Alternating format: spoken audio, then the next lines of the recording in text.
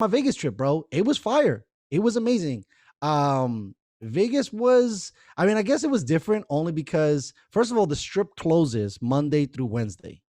It's shut down? No, nothing? Not Or shut like down, but they don't have like it's open, but like let's say shows, this and that, like I didn't even check the strip club or anything like that. But let's say all the primetime stuff won't open until Thursday. So they save all their nuts to make sure, I guess, that when they open the so doors. they go ham Thursday, Friday, Correct. Saturday, Sunday. For the weekend. Yeah.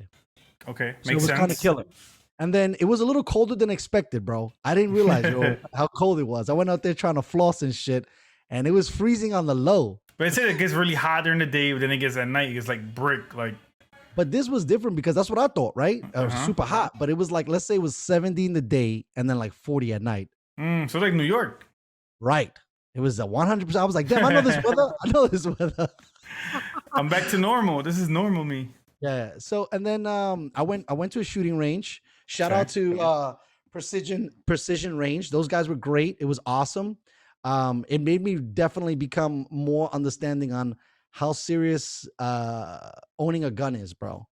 Like the last time we went, I think he was in the circle back in the Dizzy. I think Chris and a bunch of cats went out to Vegas and they went shooting. And then when I drove out here, I went to I think it's called The Range.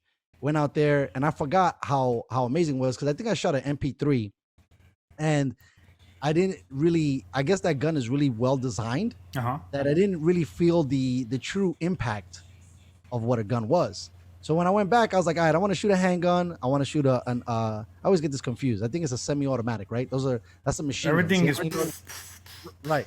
Yeah, single shot. Everything semi-automatic is single shot. Okay, so semi is that's all single shot. That's pulling the trigger. So automatic is holding the trigger. There you go. So I wanted to get something that was auto, and I wanted to get something that was single. So I get this. I get the Glock 48. Okay. Cause that motherfucker was no joke.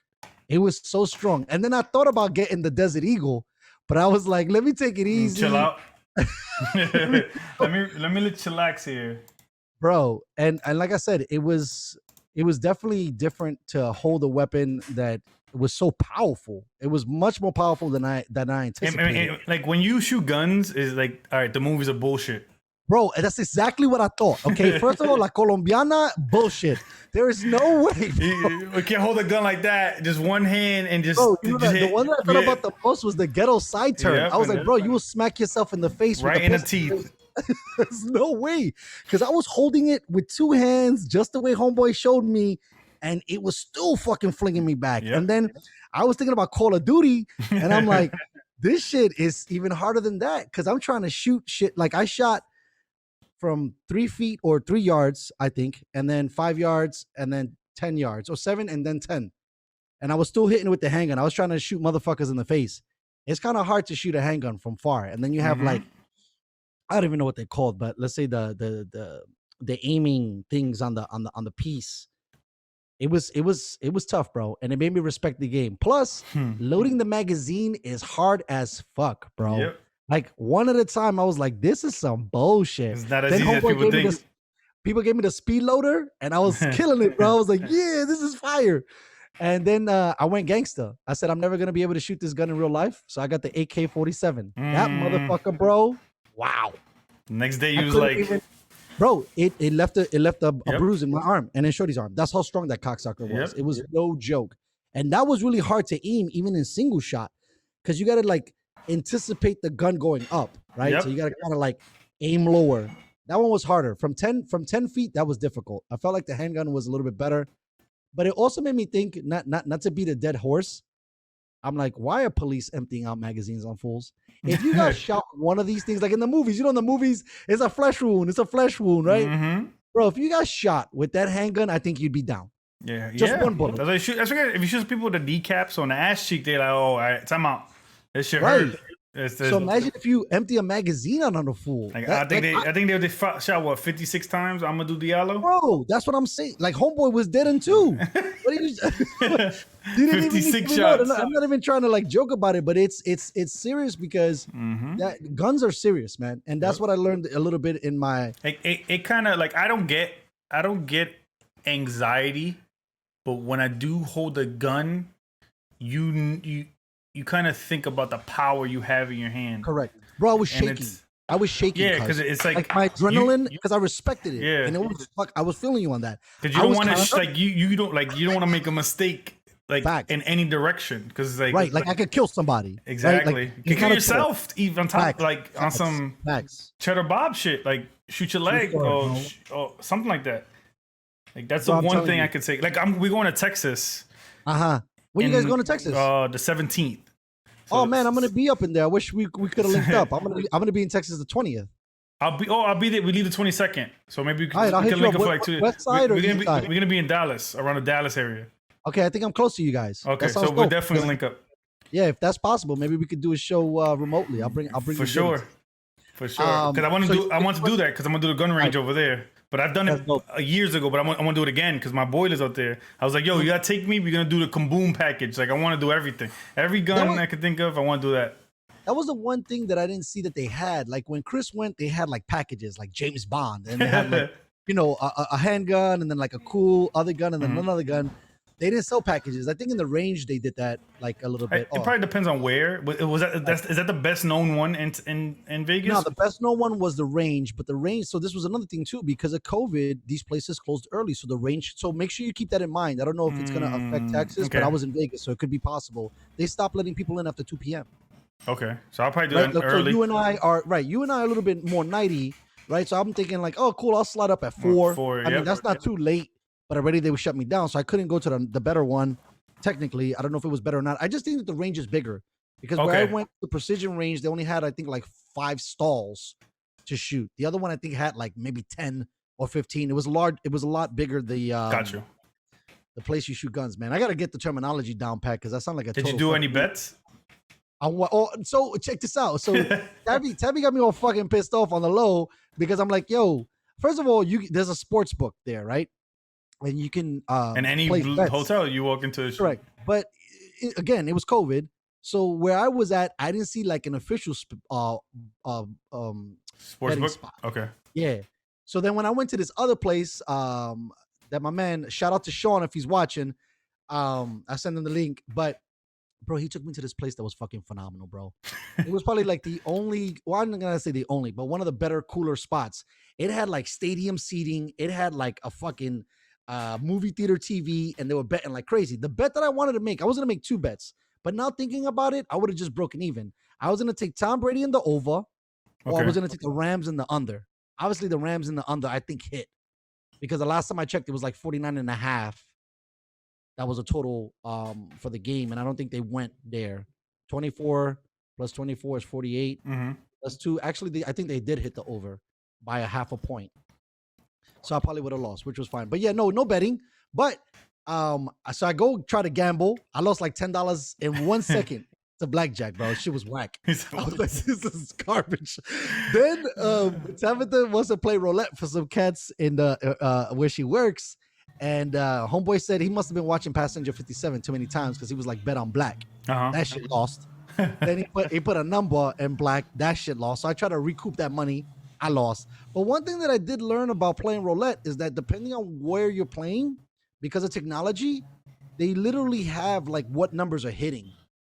And so I kind of learned that if I was to play, I would like to play at a table that way because it looked like red was hitting way more than black. And then Tabitha made a bet again for that black and that black number, and 00 green hit. So obviously, the shit is rigged. Shit is super rigged. My method on the roulette table is I bet half the table. So I have a 50-50 chance of winning. So what are the numbers when you say bet half the table? So you bet like 18 and under and then 19 and above? So you would bet I normally bet the high side, right? So what you got the 18 to 24, I think is the middle, or 19 to 24 is the halfway point, I think, if I'm not mistaken. So those are 6 boxes. So if you put a chip in the middle of those 6 boxes, that row, it's 5-1 odds. See, that's the shit that I didn't get to know really well. Yeah, so like where to bet and how much money am I going to double up if I hit? It was very yeah. So that is 5-1 odds, right? So if any of those numbers, 19 to 21 or 19 to 24, hit, you hit 5 to 1. So if you put $25 there, you would win $1.50 or 125. You would win because you get your back your $25. Now then you do the what is it? So it's 24. So that's what 25 to 36 is the one in the middle of all of them. If I'm not mistaken, Okay. you put there you get 3 to 1. So you win if you hit the from 25 to 36. You win $75, but so you get your $25 back. So you make $50 profit. Got you. So I'm always betting $50 at a pop. So it'll be either you hit for $75 profit or $25 profit, or you lose if it goes anything under. But that's a risk you take. But I'm betting half the table, so it's like 50%. So it's 50-50. Right. So you see all that shit, those nuances. I didn't know jack shit. Yeah, so yeah, that was already tough. a loss. Then I get smoked at the motherfucking table, and then it was kind of cool. So there's this rumor, and it's not a rumor, but if you play, you get free drinks, right? But you got to play long enough for them to come around, right? So I was getting smoked, and I never got no fucking free drinks. I was like, you was getting smoked so fast that you was like, yo, I'm out, and then none of the waitresses came. So the cool thing was at this specific location, what I liked is they had a bar with a video game blackjack there. So automatically I didn't have to wait or lose. They already came through and the drinks were on the house because I was gambling, which I thought was fire. I was like, all right, this is kind of cool. And the bartender was really dope. But then, so Tabitha's like, yo, I want to go play slots, right? I'm like, all right, I'll fuck with you. I hate gambling. I'd rather gamble with anything else, but this money shit I don't fuck with. So we go, and she's like, why don't you pick a machine? So you seen the movie Billions or the TV show Billions? Yes. I've heard of the TV show Billions. So I'm like, all right, cool. This is the machine that I'm going to hit. I look for the character with the red hair. I was like, this is my guy. He's going to come through for me. $10, gone, quick. Out.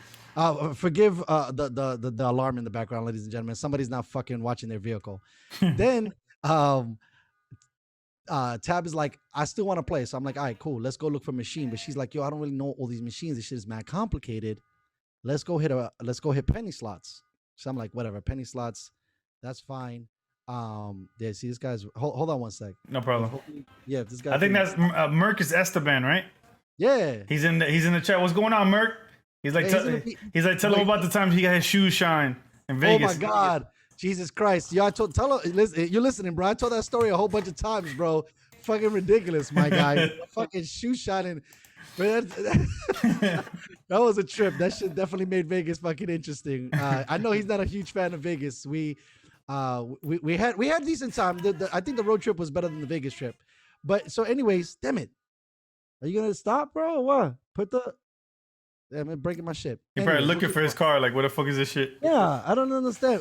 To be honest with you, do we still need car alarms? No. Like, people are not even jacking your shit. Well, not in Cali. The governor coming in and cut your dick off in Cali right now. The way that's going. But keep going. So we're on the penny slot floor, and she's like looking aimlessly, right? And so like she stops in front of this machine, but like my body like bumps her with my pelvis. I just bump her to sit down. And we sit in front of this machine, bro. She presses one button, and it was like this Asian kind of theme machine. So it had like dragons and all this other shit going down. Bro, with one penny, homegirl wins $485. One button, one press. And I was like, I'm out. Bro, not only that, for sure. I said, cash out, we're done. Not only that, it was the only machine I heard in 3 days go off, or anybody being excited about anything. Like when I was there, no one won. They probably got the machine so tight. Oh, and so what I was thinking was, I bet you there was some old lady who like put mad bread. It was like in the movie, like Ocean's 11, that he just puts the one quarter. Oh yeah, and then he hits it. That was exactly what happened to us. And bro, that shit is going off. And then imagine this: in the middle of a huge Vegas casino, empty, nobody. Nobody's in Vegas. Nobody was there. No, and when we hit the machine, so that shit is making mad noise and everything, and we just by ourselves laughing and having a trip. It was comedy, bro. I really had a good time in Vegas. We also had some really, really great people that met us out there, or not met us out there, that are from out there and just showed us an amazing time. It was phenomenal. Like I said, I'm highly considering now with Mother Russia, where I live,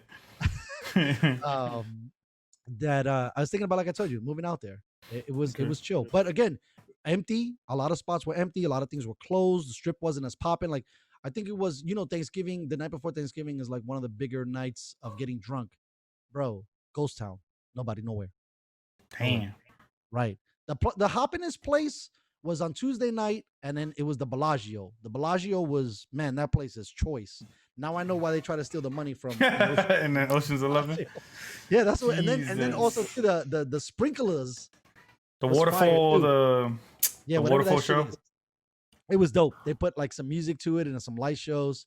But all in all, Vegas was fun. I would definitely go back. I met some really cool dudes, and I met a bunch of handicappers. If you could imagine that. Well, but I could see that happening because I'm pretty sure they all live out there. Right, it makes sense. I met a couple of sick handicappers. It's just easier just to drive to any hotel, put your shit in, and bounce. Right. But these are guys that are like also giving advice and all that kind of stuff. So it was dope. I had a really, really great time. Hopefully get an opportunity to get these guys on the show and shit. But it was dope and awesome. I was really excited to go to Vegas. I was kind of happy that it probably wasn't so busy. Yeah, you probably would have not enjoyed it as much. Probably not. Because there's a lot of people.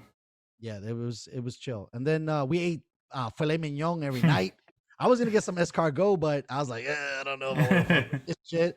But yeah, went to Javier's. Have you guys? There's no Javier's over there. Not right? that I've never heard of them. It's like a high-end Mexican restaurant, pretty sick. But we went there.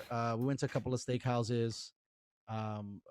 Wolfgang Puck's place. But yeah, dude, it was so trippy to see all these multi-million-dollar fucking casinos just crickets and closed. Areas closed. Like this bar is not open. Because that's how it kind of is. I don't know if you've ever been to Vegas. Like, this is my second time going, but I got to like really watch it a little bit closer. And they have like little boutique bars. Like all set up all over the place? Yeah, and all that shit was closed. That's crazy. And they were calling like last call at 9 o'clock. I was like, bro. What? Right. I mean, granted, like the main bars, you could keep getting toasted. That's crazy though. Like, yeah, it is crazy. They need to open everything up. We'll get to that. Yeah, we will. I know we were so good about computers. Yeah, and you're excited to tell me something about computers. I have